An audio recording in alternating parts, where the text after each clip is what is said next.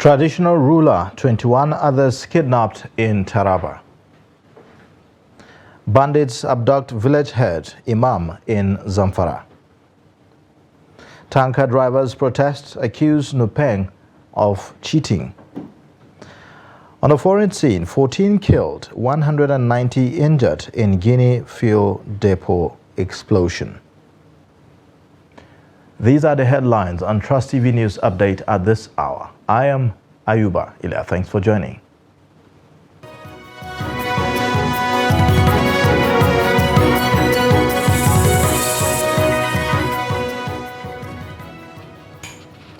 Beginning with security matters, 21 people, including the third-class chief of Pupule community in Yoro local government area of Taraba State, Umaru Nyala, have been kidnapped. They were picked by heavily armed gunmen suspected to be kidnappers who invaded the village at about 2 a.m. on Tuesday, shooting sporadically in different parts of the community. An eyewitness disclosed that among the 22 people kidnapped was a pregnant woman, people of the same family, and the son of the third-class chief and his security orderly. This is the third time that kidnapping for ransom is taking place in the village in less than 6 months without any arrest. The eyewitness also revealed that residents are now living in fear in the community as some are fleeing the village for safe havens. The police in the state said that although they are yet to confirm the incident, they have, however, dispatched their tactical squad to the scene for investigation to unravel more details concerning the incident.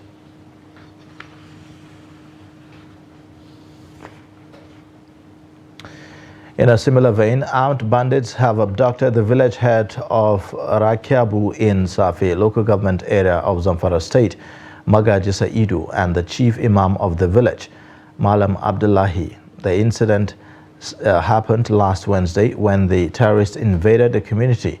Although police authorities in the state are yet to confirm the latest abductions, a resident of the area who pleaded anonymity for security reasons, however, said that the bandits had contacted the community demanding 5 million naira as ransom.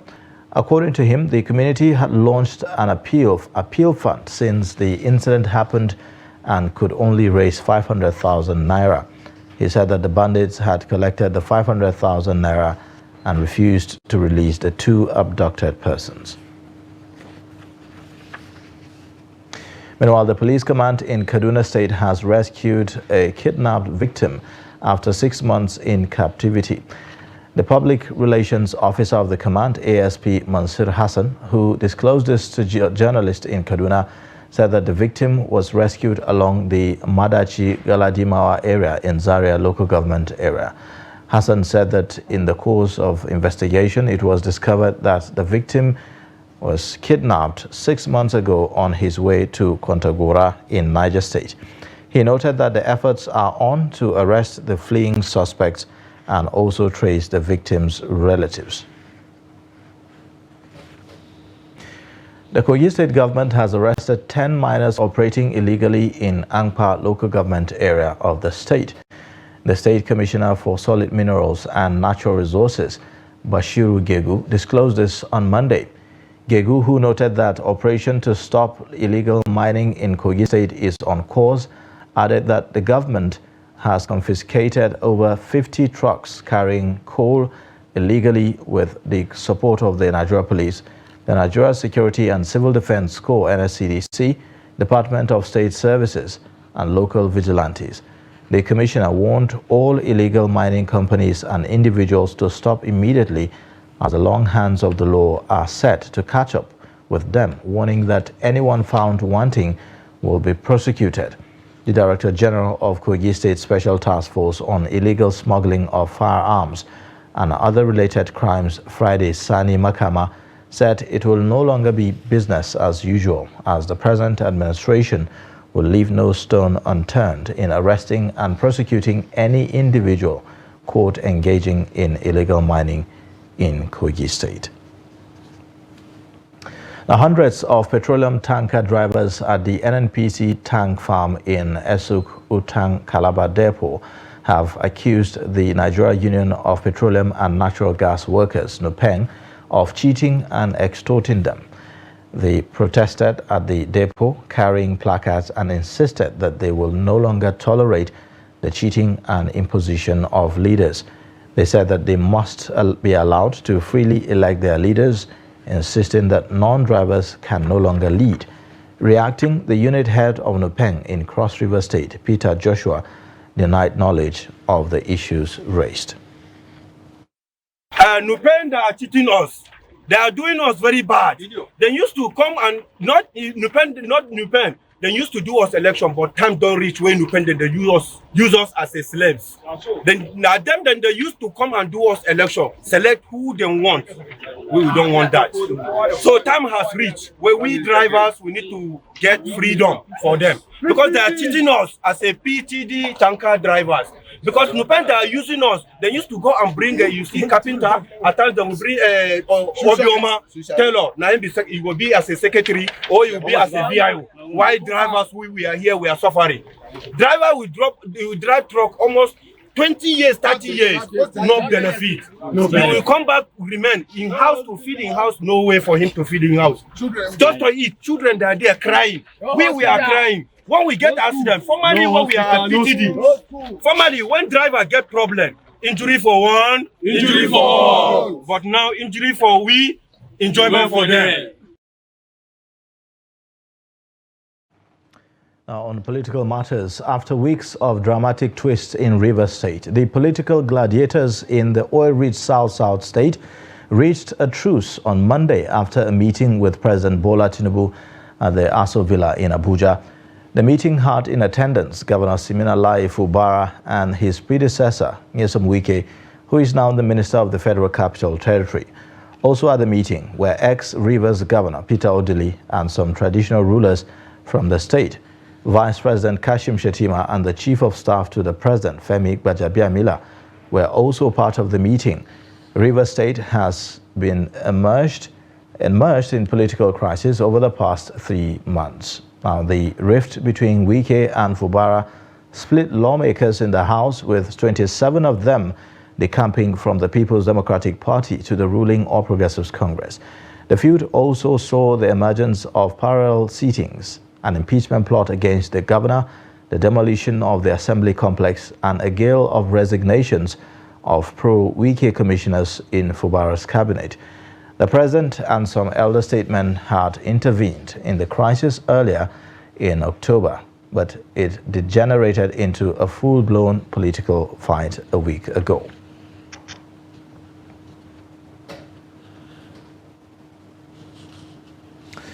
Now, we have in the studio Group Political Editor Clement Oloyede. Thank you so much, Clement, for joining us on the news update. Thank you for having me.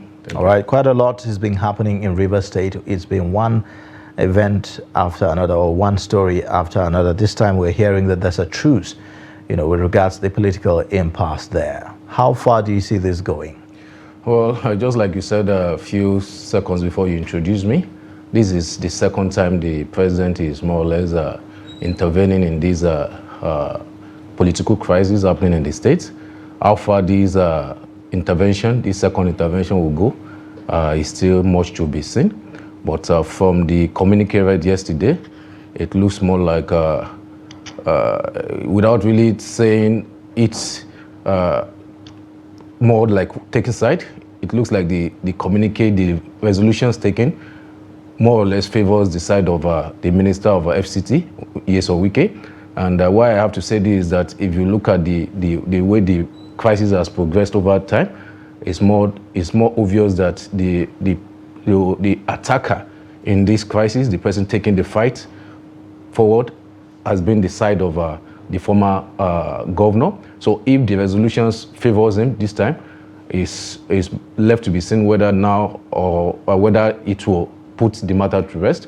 But like you said, how this will pan out is still much to be seen.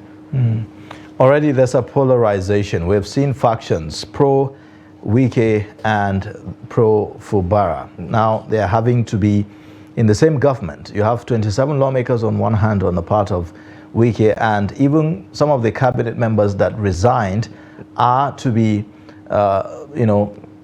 reverted back into the cabinet. Yes. How do you think that the relationship between the governor, the lawmakers, and this his appointee will play out and impact on governance? Yeah, the thing is, that's why I said it's still left to be seen how this will play out. There are some issues when it gets to the public like this, when it degenerates to the point that people are breaking ranks, people are leaving the party that sponsored them to get to the place. You don't just expect that the president's calling some of the leaders and talking to them and reading our resolution.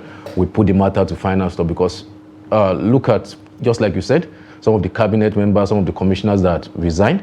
The resolution has said that their name should be resubmitted to the assembly. These same people, they are obviously pro-Wike in the fight.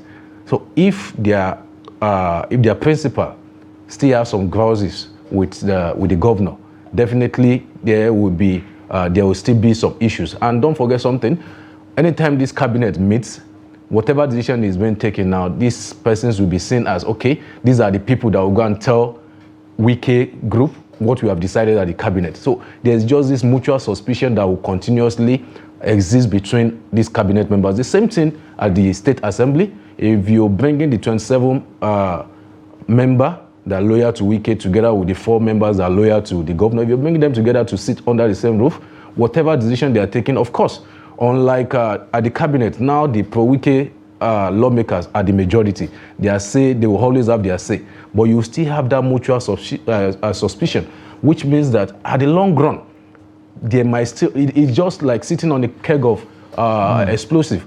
Any little fire can still return them to where they were before, or even worse. There's also another issue. Yes. What becomes of the People's Democratic Party in Rivers State? I do see the APC cashing in on this fracas, on this political impasse, and whether or not it's to the advantage of the APC. Well, I think as far as the PDP in Rivers is concerned, I think their fate has been sealed even before the general election. The infighting between the party at the national level that led to the anti-party activity allegedly committed by the former governor had more or less sealed the fate. The fact that Wike is still sitting as a member of PDP does not mean that he is PDP. So the fact that these members have left is just a precursor of what people have expected that is going to come.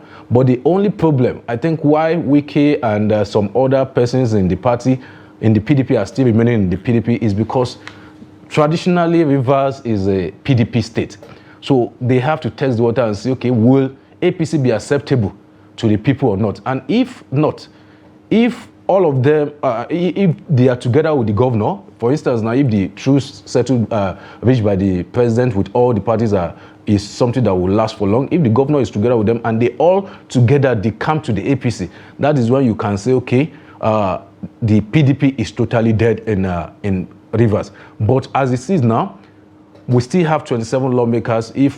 For now, even if they will later return to the PDP, they are members of APC now. They are the majority. The opposition now constitute the majority in the assembly. But answering your question directly, what is the fate for the PDP? I still expect the PDP at the national level not to allow this matter to go to bed like this. If the president asks all the parties involved, if the resolution reached at the meeting was for all the parties to withdraw the case, the PDP as a party still has the right, they still have the local standing to institute a case against these 27 lawmakers that, okay, you got to the assembly on our ticket and we do not recognize you as lawmakers again, and ask the court to declare their seat vacant. So I think with that, I don't really see the fight over, the crisis over, but the PDP has a lot to do to regain its standing in Rivers if it's ever going to do that again. All right. Well, thank you so much, Clement Oloyede, Group Political Editor, Media Trust, for joining us on the news update. Thank you for having me. All right. Now you're watching the news update on Trust TV. Coming up shortly. Naira scarcity persists days before Christmas rather, as CBN mitigation effort falls short. Details and more after the break. It is a big shame, as far as I'm concerned, that for 3 years, the Nigerian state has failed to give hope to the people of the Niger Delta. The Nigerian government and the oil companies don't care about Nigerians. All they ever care about is the resources being extracted from the area. This is why life expectancy in the Niger Delta is at an abysmal 41 years, one of the lowest anywhere in the world. Within 3 years to this time now, no more away again.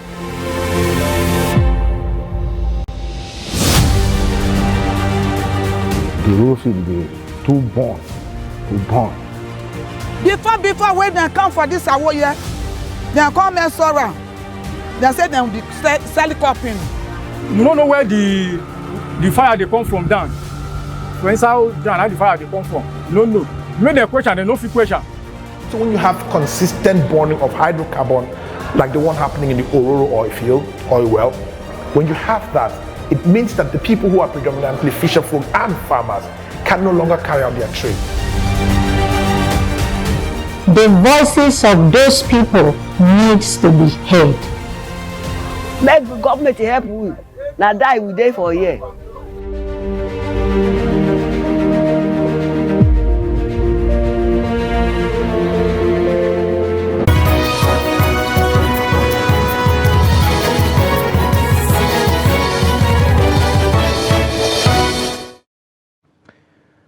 Thanks for staying with us. You're watching the news update on Trust TV. Now here's a reminder of our main stories. Traditional ruler, 21 others kidnapped in Taraba. Plus, bandits abduct village head, Imam in Zamfara.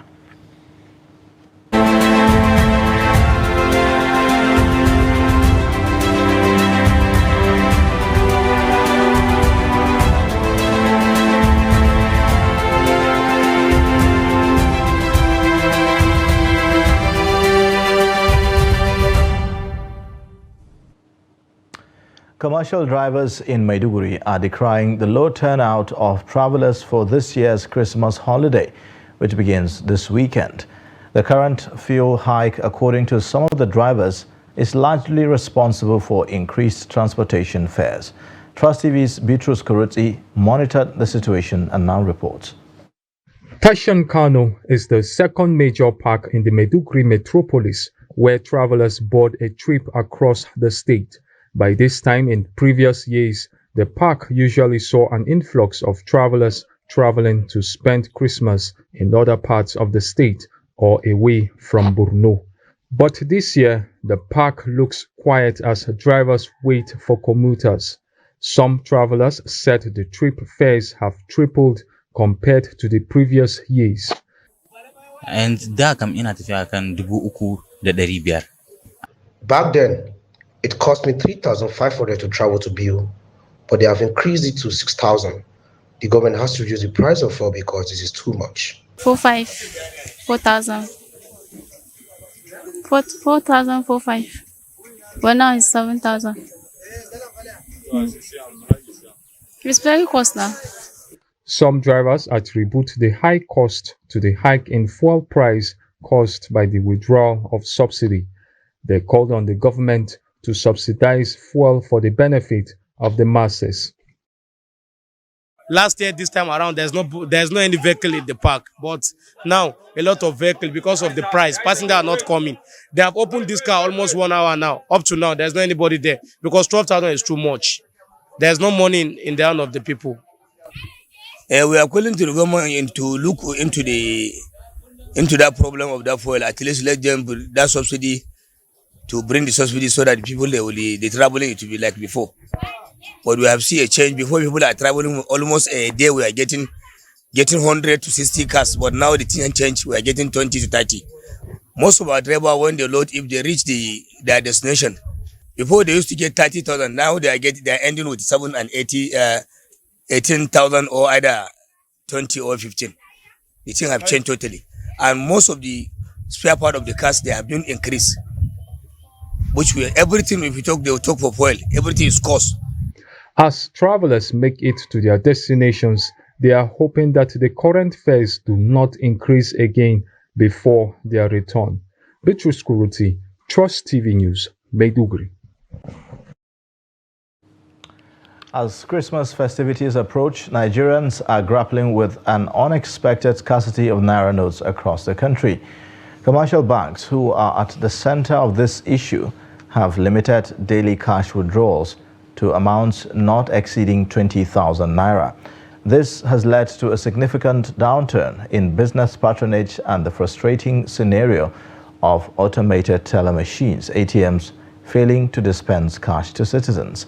Victoria Tokolo in this report visited the Agege Pen Cinema area of Lagos and brings us the impact of this scarcity on the local community. Her report is presented from our studio. As Nigeria grapples with the challenges of inflation, there's a further uncertainty in the air as preparations for the approaching Christmas celebration seem to be affected by the scarcity of naira notes, which has become a pressing concern for residents and businesses alike in this festive season.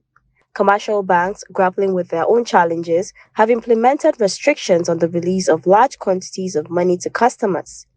In Lagos State, the impact is visible, with numerous automated teller machines seemingly unable to dispense cash to citizens. Those that do are restricted, allowing only interbank transactions and keeping withdrawals at no more than 20,000 naira per day. This limitation has prompted a significant response from point-of-sale operators in the state. Seizing the opportunity, they have increased their service charges. Now, customers find themselves paying as much as 200 naira for a 5,000 naira transaction, and in some cases, a staggering 500 naira for the same amount.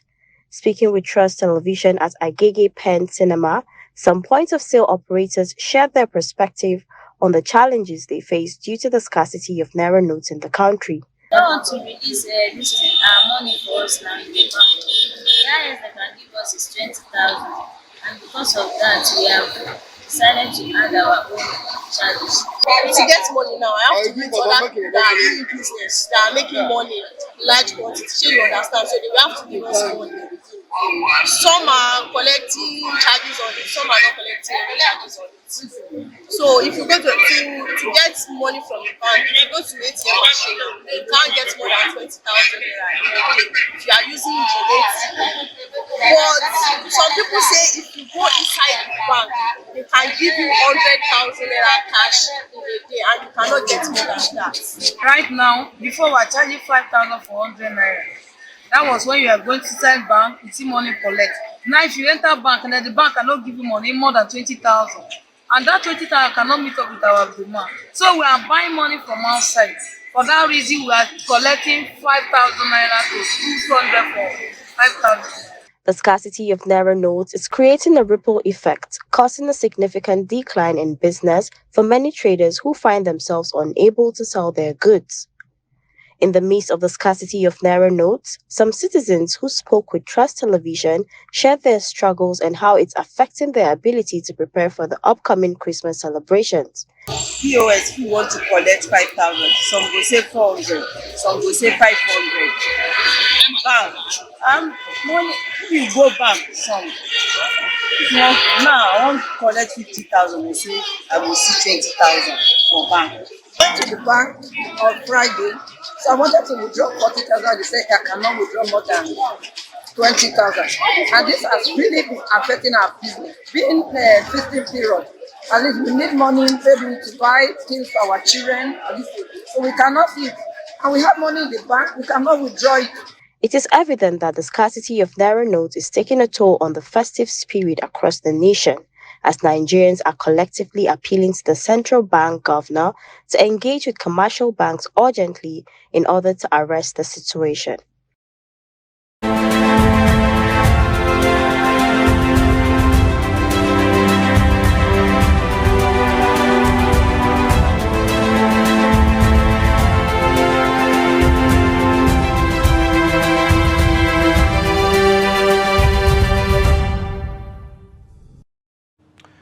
Now, away from Nigeria, 14 people were killed and 178 others injured after a powerful explosion and fire at the main fuel depot in Guinea, the center of the capital Conakry, early on Monday, causing substantial damage and bringing the city to a standstill. Schools were closed and workers told to stay at home as thick black smoke filled the sky. Residents fled the area where the blast occurred. Images on social networks showed.